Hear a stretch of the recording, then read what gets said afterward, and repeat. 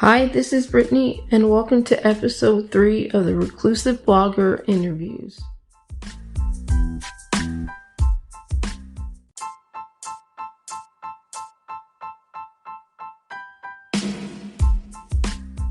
On episode 3, I feature the band WalkJog, comprised of couple Keith and Emily Fernandez. The band just released their debut EP, Soft Intentions, and we talk with the band on the EP and what life is like being music teachers as well as musicians.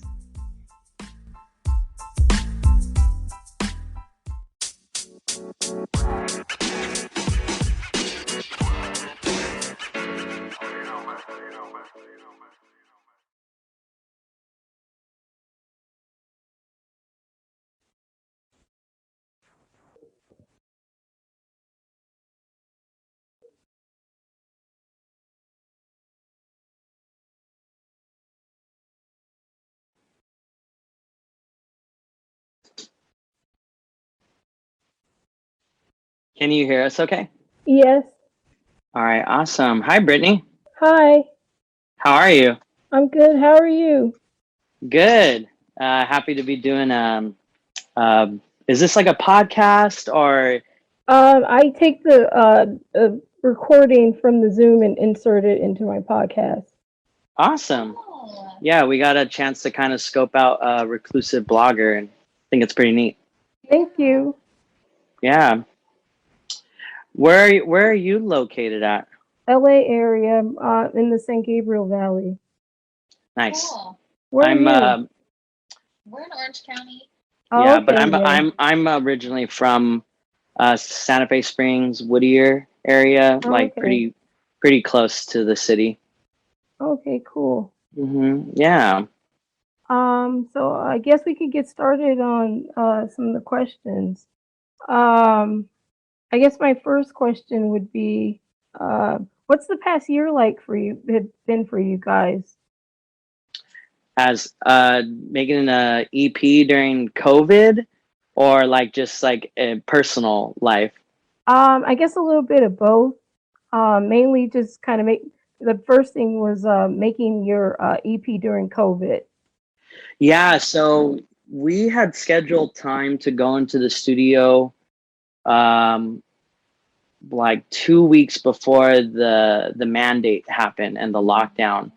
So then kind of last minute it was pushed back, and we're like, okay, maybe this is not going to happen, because this was the like first time that we were kind of starting off the duo. And my producer, John O'Brien of the Music Box Studio, he was in Fullerton at the time, was like, hey, we can actually get this to work remotely. And I was like, okay, let's go for that. And so we did everything remotely. Actually, the setup that I have behind me and Emily is kind of where we did mostly everything. And then our drummer was like at his house, sending in the stems, and we use like the software to be able to like hear everything pretty clearly, that he would, that yeah, in real time, that he was using. I forgot what it was called, audio movers. So I'm sure a lot of other people did exactly what we did as they were making EPs or songs with their producers. It was just kind of like a time to just like be innovative and do things that were probably already there to use. But obviously we just kind of used it more. So yeah, everything was kind of remote. I would say also. Oh, sorry. No, it's okay. I was actually going to ask your perspective on the whole situation. That was my next question. Yeah. So, like, this whole project, WalkJog, it really just started as Keith wanting to record some of his own songs that he's been writing. And that happened before the pandemic. A few months before. And then because life slowed down and I don't know, we had time to kind of like think about where we wanted it all to go. We were able to kind of organically like turn it into WalkJog and a duo group, because I've always been a musician. We're both music teachers, and so we were like, hey, let's do something together. Let's make this more than just like recording a couple songs. And like the time and the space that the year gave us, like really, we were able to really make something of it. So, yeah, I think if the year hadn't slowed down, that's kind of like maybe the bright side of everything that happened. Yeah, so it's been fun for me. Yeah, it probably wouldn't have turned, because it was originally just gonna be just me, and like just not even to really be a band or anything, just to kind of have like a nice recording.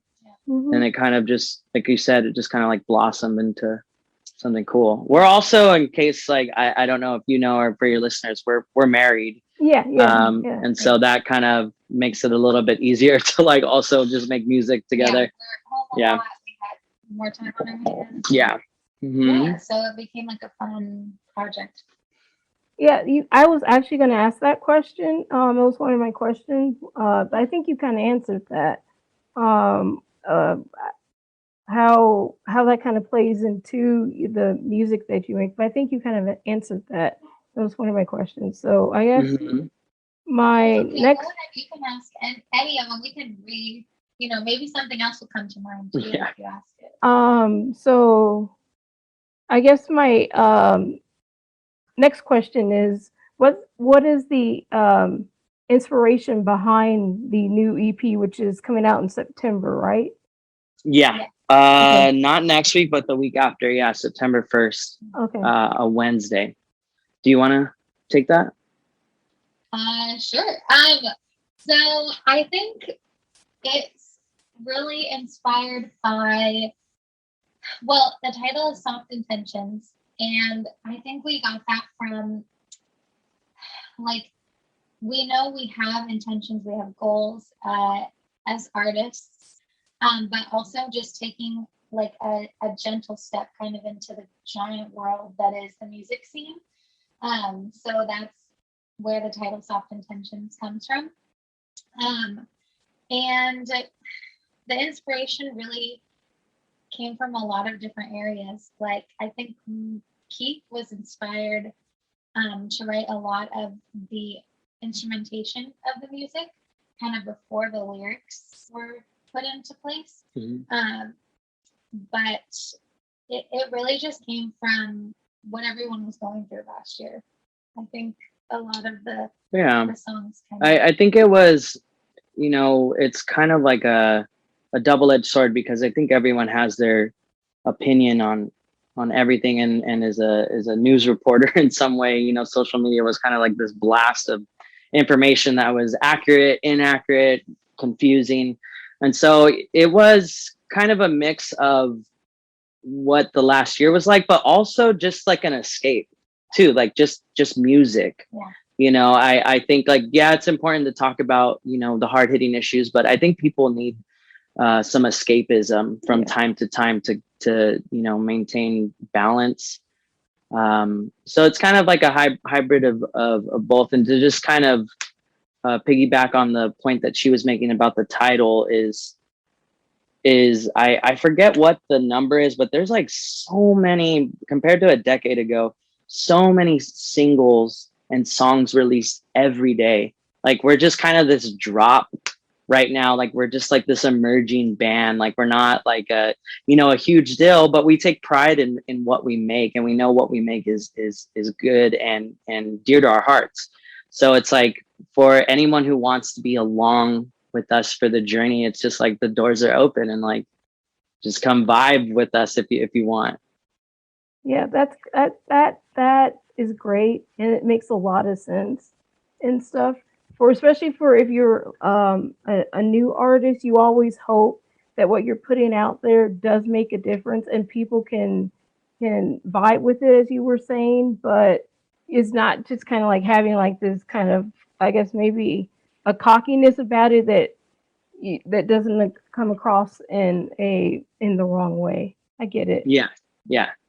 I guess you've kind of already mentioned that your background, but I guess I kind of want to ask more about what does your background in music teaching does that kind of help or hamper you when you're making a record? That's a good question. Yeah. I would say it helps. I think being a music educator, and for clarity's sake, I'm a K through 6 music specialist, and so is she. We work for 2 different districts, and my wife has been an amazing like mentor for me because she's been teaching just a little bit longer than me. So I think I would say that we're each other's mentors, but I think more often than not, she's my mentor and stuff.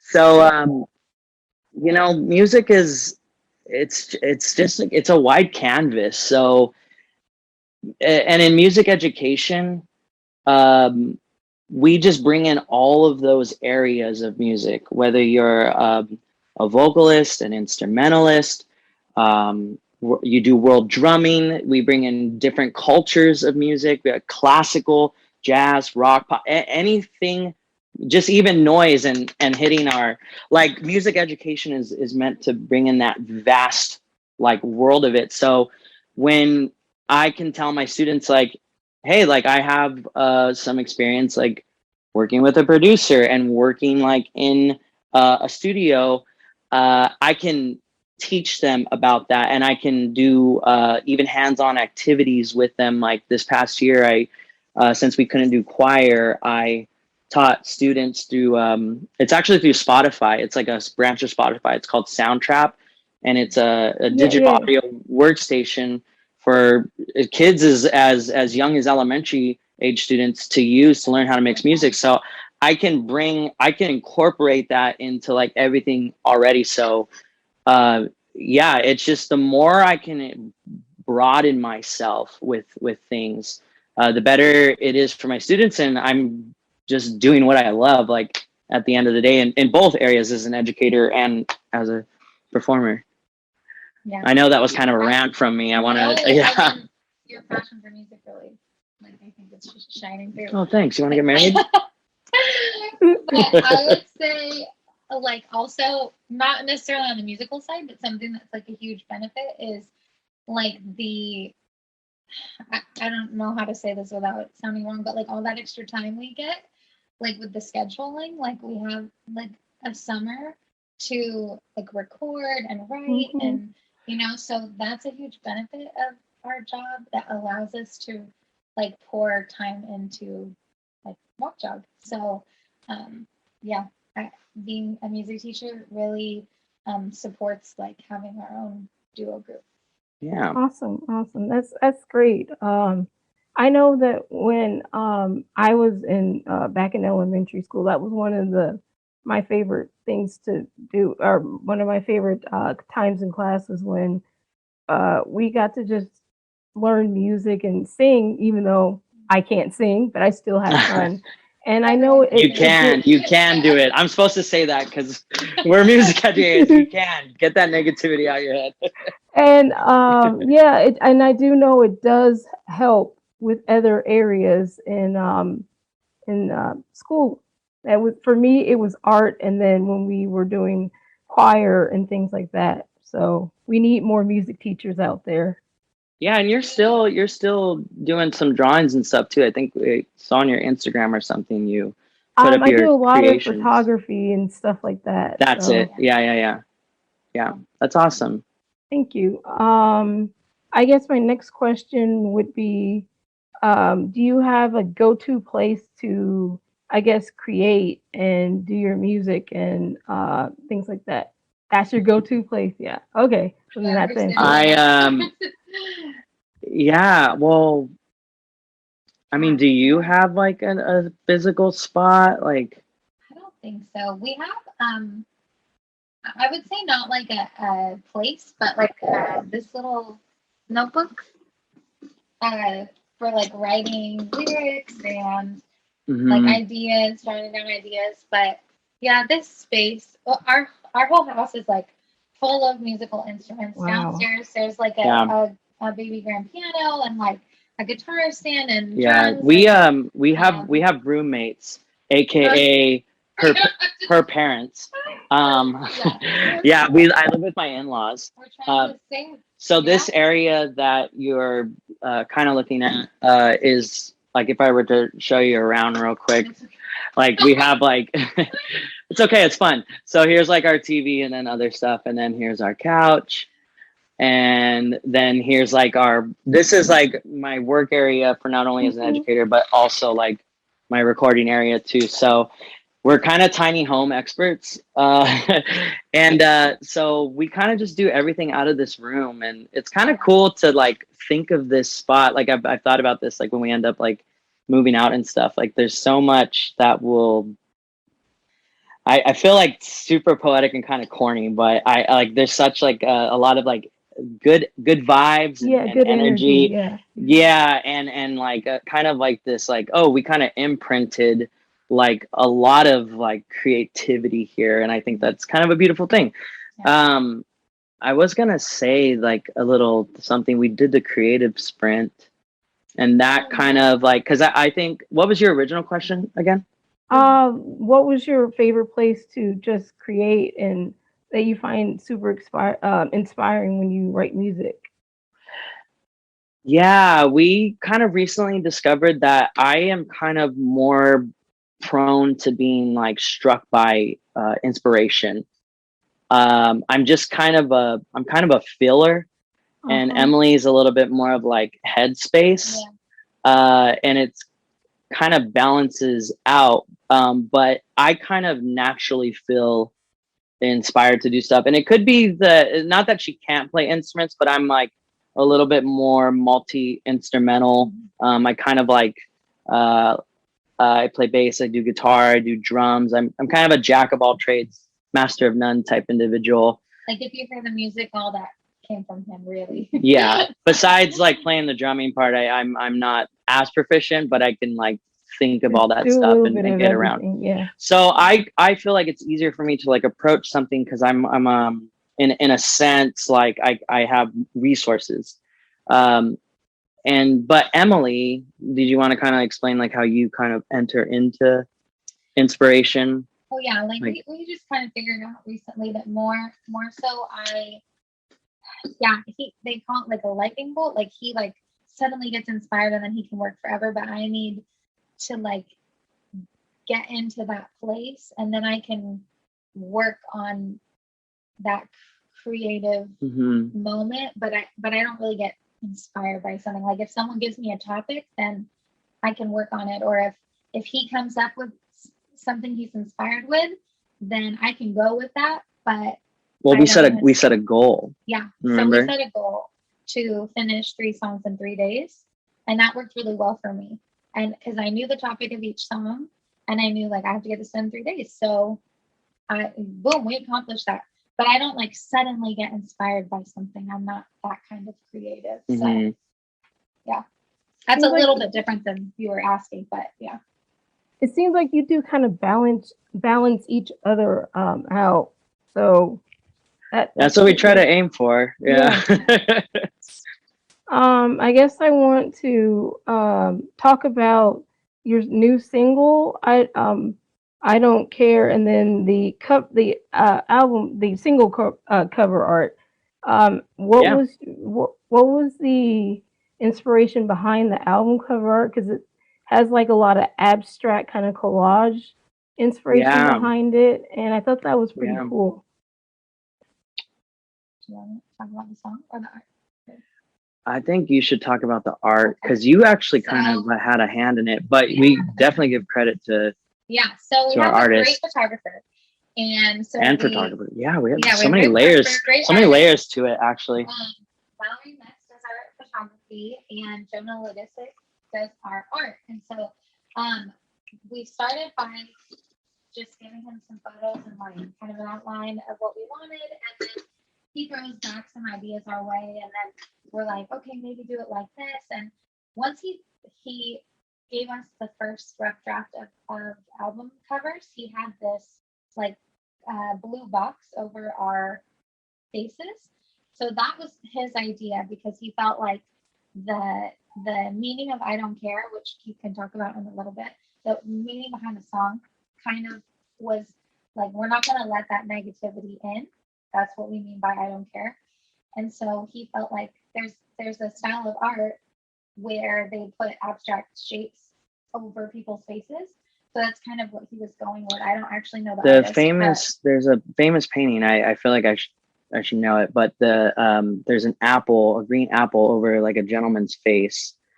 I forget what it is. It kind of like, either, I think he might have even like kind of drew some inspo from that. From something like that. And because he wanted to block our faces so that the negativity doesn't come in.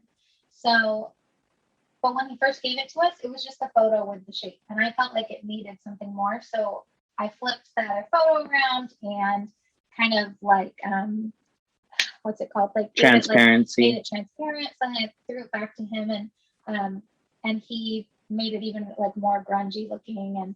And ultimately that's how it came out. Yeah, I would, and to add to that, as far as like some of the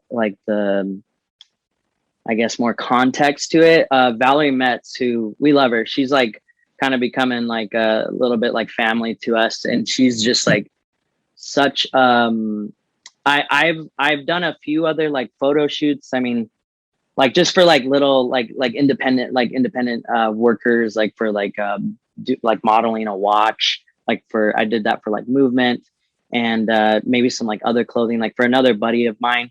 But I really liked working with her because she like directed us very confidently. And I've worked with other photographers. I feel like I'm talking about like I'm a movie. It's not really a big deal like at all. But I've worked with other photographers who I wasn't really gelling with. I didn't like, I could tell they weren't really sure what they wanted. But Valerie really knows what she wants, and she's really fun to like work with too. And just kind of like, you're a photographer, so I'm sure you have like a style of like directing people, or just like a personality that you're trying to like capture. So it's like, you really kind of are this director in a way. And she was just like so confident and on cue. And I just really, she got some like real good candid shots as well. Like, I've always felt very like kind of improv, like dynamic with her and fun. And she shoots it on 35 millimeter film. I don't know, were you able to tell that at all? Yeah, I could see that it was film photography. Yeah, and just knew some cool spots. And then Jonah is an art major that went to like Biola University, and it's just really cool to have like this whole world of art that we all kind of delve in together. I write a song, and then they kind of give it the face, and I think that's like a really, really cool process for me that I mean, I've come to appreciate more of the like art, and I've picked up on some of the lingo or just terms to use to like say like, I think I want this more, and then they can kind of like, we just help each other. It's like this awesome process. But I think the whole reason why we're going back to the actual artwork, like we're upside down on one side and then right side up, or like with the block over our face. And this kind of goes into like the meaning of the song of I Don't Care, because we have a ton of different, especially last year, we have a ton of different voices talking to us all the time. And I think in our like own intuition, in our core, we kind of know what's best for us. If you kind of move out like all the gunk, like your intuition kind of like reaffirms you. But I think it's like, it doesn't happen easy. Sometimes we need to go through like experiences to get us to that spot. Like, and some people never arrive there. Like, I don't even know if I'm truly there. And I think that sometimes not only the negative people from your external, world, but even just like inside your own mind. I remember hearing a quote. It's like, are you the voice that's speaking to you, or are you the person that's listening to that voice inside your head? And I thought that was just like so like profound. And so the upside down us is like kind of supposed to represent like our own negativity that we might tell ourselves. So the whole song is just kind of about like just brushing that off, and we dance and kind of playful with it because it's just like it's gonna come at us all the time, and if we just kind of approach it with like a like whatever type attitude, like that's like the best way to kind of reverse that process of negativity versus positive. Yeah, I get that. It's kind of hard at first, but it's just got to be something that you have to learn. Sometimes it takes growing older or just growth, but you have to learn that the person that you need to listen to is yourself. And you just have to kind of take out all the other voices and noise, whether that be outside or inside, because you know yourself best. Yeah. I guess my next questions are kind of a little bit more fun questions. What's the single piece of pop culture that just has gotten you through lockdown? Ooh, That's a good question. pop culture. Some Netflix shows. Yeah. Well, in the beginning, it would have to be what was that? Love is blind. Blind love. Probably some of the same things that Tiger King. And I was gonna say the Tiger King. Oh, the Tiger King. Yeah, Tiger King. Yeah, we were total bandwagoners with all that stuff. Yeah. Yeah, those got us through in the beginning. Yeah, I'm sure some. When did Justin Bieber's album come out? It came out February last year. Yeah. No, 2 Februarys ago. It was like right at the. It was like. Just for a single piece of. That was your answer though. Okay, that's true. Those are my answers. So now. And I only brought that up because she's a little bit more of the TV person than I am, and but I've become much more like into just so many freaking options. Yeah. But I'd say for me, like Justin Bieber, like I'm a really like and that's funny because like I don't really listen to a lot of like mainstream pop stuff, but I feel like that sounds kind of douchebaggy. But I really am a big fan of Justin Bieber, like, and I just like I kind of like admire his life and his relationship with Haley Baldwin. I think there's a lot of pop stars, but a lot of them are maybe just image and production, but I really think he's a very like talented, good-hearted like artist, and I've like people have seen him go through like stuff, and so I just really like his album Changes a lot. I remember like just listening to that album a lot. I this is gonna sound weird, but I have never seen Tiger King. I'm probably the one person that has never watched it. That's okay. It's like a lot of drama. Bill Maher hasn't watched it. Do you know who Bill Maher is? Yeah. I remember he said it on his show one time. He's like, I'm not gonna watch it. Whatever you tell me. But yeah, I mean, to each his own. It's if you like crazy drama, it's definitely a show for you. But is there a particular reason why you didn't watch it? I'm even though this is probably gonna sound like, as you said, like very hipstery, I try to avoid a lot of the bandwagon TV. So that would be Game of Thrones, Tiger King. I don't watch Game of Thrones. I don't watch a lot of the shows that everybody is all excited about and stuff like that. And then I guess that would extend to movies and books too. I've never read Harry Potter, never seen a movie. Wow. So. Yeah. That's, to be honest, I never had either until I was like 25. I didn't watch a movie. So actually, I very much understand that. But I think in lockdown, I was like, there's nothing else to do. Yeah, for me. I get that though. Yeah. Yeah, for me during lockdown, I was watching a lot of Netflix, but my kind of shows that I was watching some of them were bandwagony. I was into The Queen's Gambit, and there's another. The Circle was another one that's kind of like the social media one. Yeah, that Yeah, one. I saw a trailer for that. Yeah, Yeah. So those were my yeah, two. yeah. No, I get you. I think sometimes like stuff is like so hyped up that it's just only cool because of the hype. Like it's not Yeah. actually cool itself. So I completely understand that. And but then I think sometimes the hype is real. I mean, I don't know what shows those would necessarily be, but yeah, to each his own. Yeah, and as far as Justin Bieber, there's a couple songs off his Changes album that are really good. I think I prefer Purpose though. That's the Is one that I one the really one like. before? It might be, Is it the but one I'm where not he's in front of sure. the album and he's like Yeah, this? yeah, I yeah. think That it's the was the one one before. I know for sure came out the same day as One Direction last Mm. album, Made in the AM. So that's my favorite Bieber album. We just recently watched One Direction on iCarly.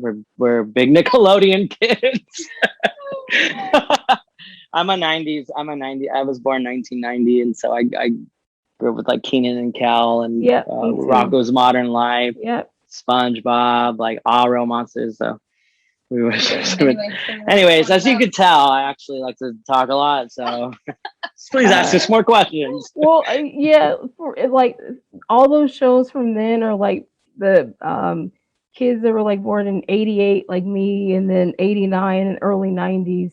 They pretty much, if you were born in those like years, that's all you lived on was like the Disney Channel, and then like all that and Keenan and Kel and stuff like that.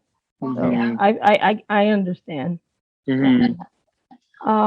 I guess what's your go-to karaoke song? These are good questions. These are really good questions.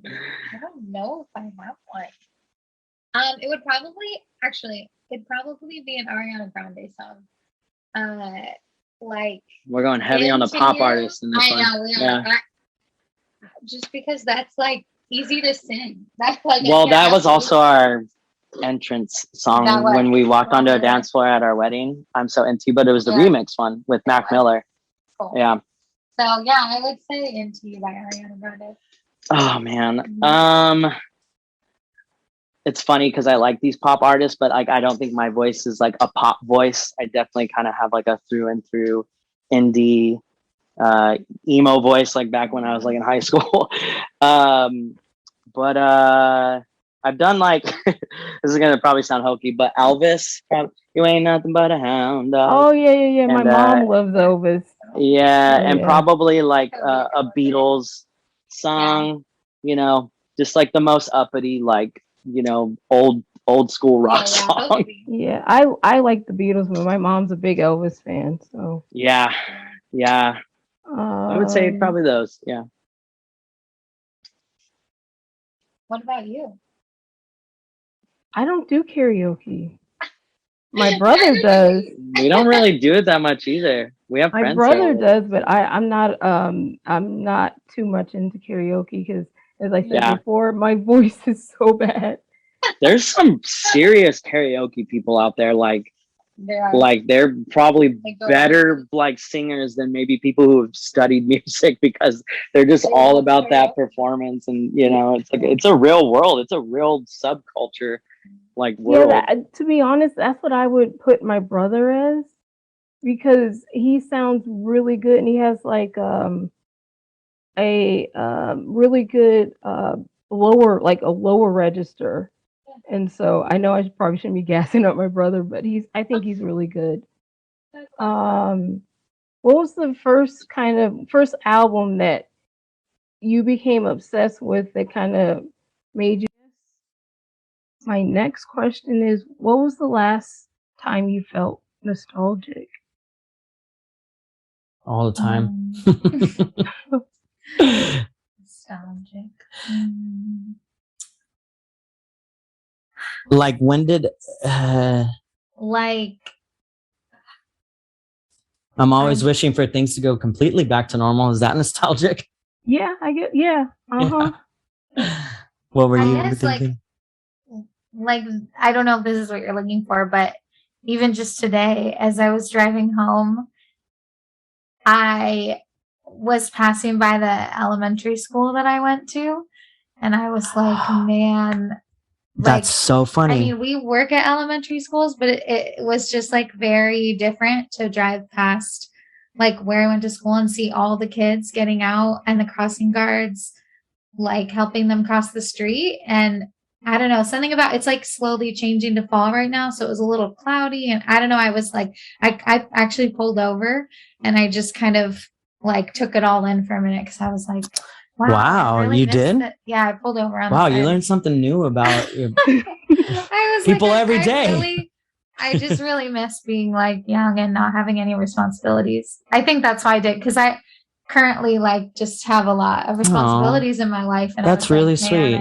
I love that. I miss that. You know, that's really interesting because my cousin posted a picture on Instagram today of her daughter for her first day of school, and it's actually right in front of the classroom that me and my cousin who posted it went to our first day of school at.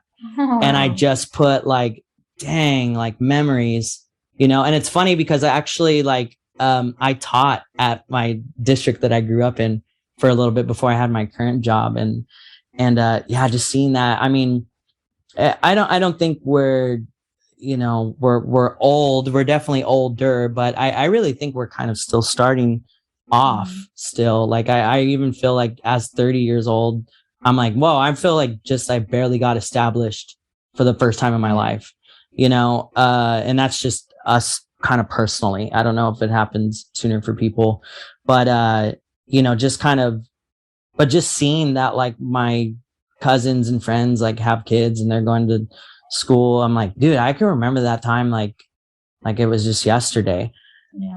So yeah, but I think I also wanted to note that we're all millennials. You said you were born 88. Yep. Yeah, we're millennials, but the Gen Z generation that's coming up, they're one of my cousins who's she's 19, and she kind of put it into like a pretty good wording as far as like what Gen Z is. And she was saying like, she said, I think Gen Z kind of pulls the coolest stuff from each era. This is why you're kind of like seeing the kids with like the real funky colors or some of this 90s throwback stuff, you know, some of this 60s stuff, the VHS editing, you know. And so I really think like I kind of admire this generation for kind of, you know, and it's funny because I feel like every older generation will be like, your younger generation doesn't know. But I'm like, well, you guys kind of seem like you have an idea of what was hip because you're bringing it all back. You're cycling it all back. Or,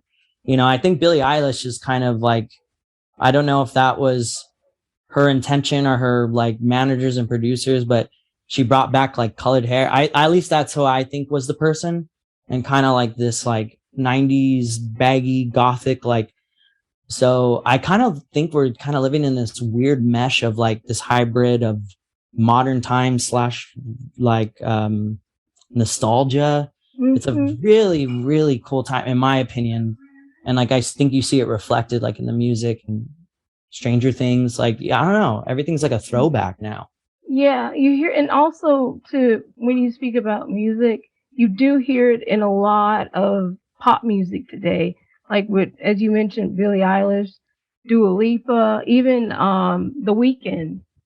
Yeah, a lot of his sound Blinding Lights. Yeah, right. Yeah, a lot of his latest one too, very synth heavy and 80s synth heavy, and even a lot of the visuals. What do you think? I just wanted to ask, like, where do you think that kind of started from? Because I said Billie Eilish.